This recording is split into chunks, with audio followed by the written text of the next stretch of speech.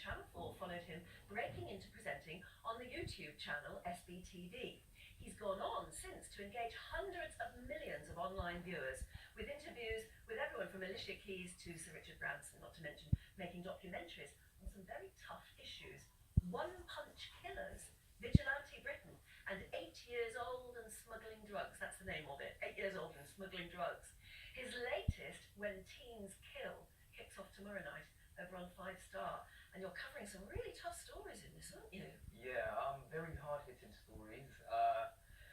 It's a really difficult journey trying to understand how so much senseless killing is happening all around us in the UK. And tomorrow's episode starts with one of the more, horrific stories. It is horrific. Yeah. What's the youngest killer you've come across? I think in the work that I've done, I think maybe 13, 12 or 13 years old. Yeah. Knife crime? It was actually quite a graphic, disturbed murder, actually. If I'm not mistaken, I think the youngest was actually two girls. Two girls. Really? Two girls were actually the youngest killers, and they killed somebody who was in their local area, who was actually known to be, abusing alcohol and had not really many friends. So it was a bit of a horrible one. And it's incredible because, I mean, with the ordinary, I was going to say that ordinary broadcasting, we talk a lot about how many people we reach, how many people watch. But you get hundreds and hundreds of millions of people watching over a while on YouTube, don't you? How many hits have you had for one programme? On TV or on YouTube? Ooh. which is the more impressive figure? I think maybe probably YouTube. Yeah, it does get millions of views. Isn't that incredible? Wow. Yeah, it does get, That's in our place. It's changing. Should we have a look at a recent episode? This one is where Aaron tries to understand what led to the shocking murder of Romanian Razvan Sârbu in Kent. In the last 2 years, 8,500 youths have been arrested in Kent for offences including serious assaults, rape and murder. Razvan's killers were ringleaders of a small group known locally as the Tovel Boys, who were from a council estate on the outskirts of Tovel and who had been terrorising the neighbourhood for years. But what I want to understand is, why was he killed? Was it just mindless violence? Was it a hate crime? I don't understand why he was killed. And that, for me, is the biggest question. Yeah, it's pretty emotional stuff as well, for you as well, having to grasp these issues. What about the role of social media? Yeah, that is a big issue in this series, actually. Looking very in depth at how social media is actually changing the landscape of these type of crimes. And one of the major things is that there is something called cyberbanging. That is actually cyberbanging, which is a term that has come from America in Chicago in the School of Sociology, where it actually refers to the act of using social media to incite and create more problematic beef, so to speak, using these social media.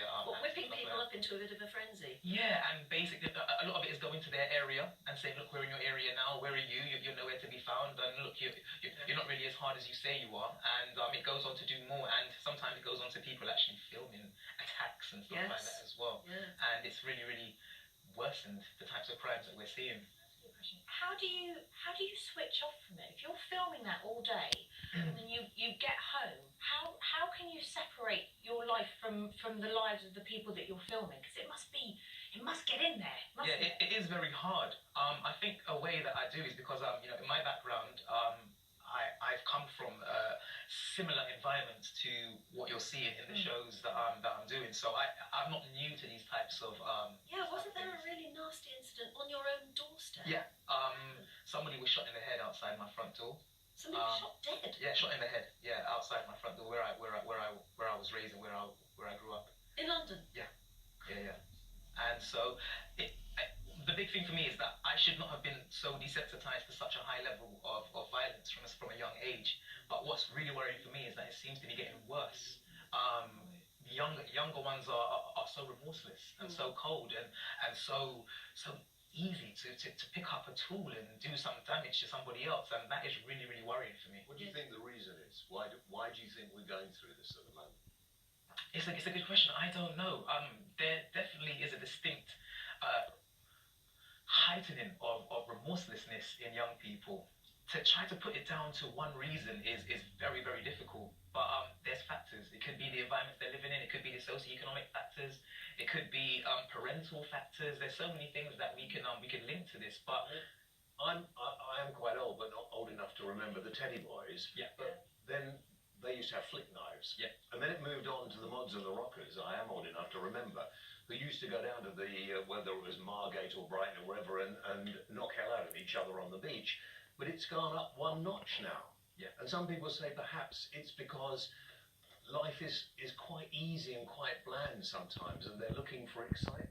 That there It's is. gaming? Do you think it's the video? Because I mean, I know a lot of my friends' children play video, and is it hard to differentiate between reality and what you're seeing on a screen? You know, I've got friends whose kids play these games for hours at a time, and does your brain just become these? I don't know. I mean, it's a whole. And some of them are very graphic. I mean, you shoot people in the head.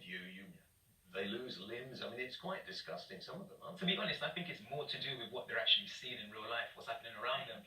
And a major factor is that they're seeing these type of things, experiencing these type of things, knowing about these things, but there's no aftercare for them. No. So they're not being, I guess, counselled or given any type of therapy to help them deal with these type of traumatic incidents that they're actually Do seeing you know and what? experiencing. To change the subject slightly, I know you like to interview big names as well, don't you?